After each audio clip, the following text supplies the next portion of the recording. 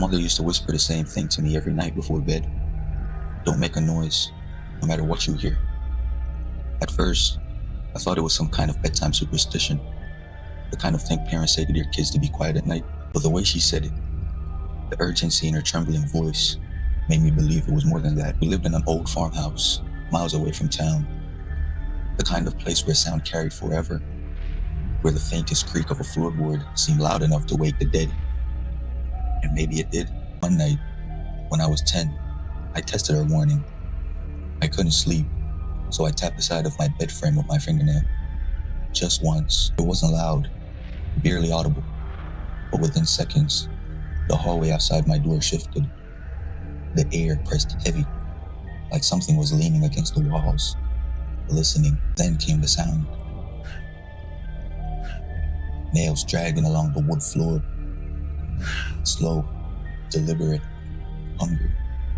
He slipped while going down the stairs that night and let out a blood-curdling scream of pain. The house answered instantly.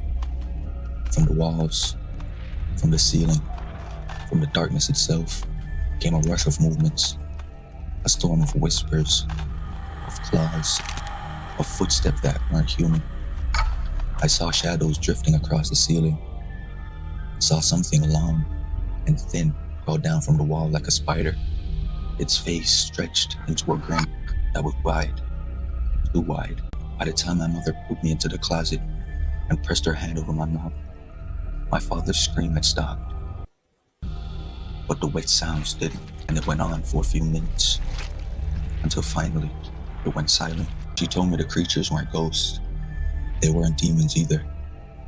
They were listeners. They live in the quiet, he whispered once, and they hunt what disturbs it. But I noticed something she didn't. I ran under the bed, biting my hand to keep from screaming. And from the cracks, I saw them take her, long fingers wrapping around her body, dragging her into the walls like the house itself swallowed her whole. The last thing I saw was her face, mouth opened in a silent scream, before she was gone.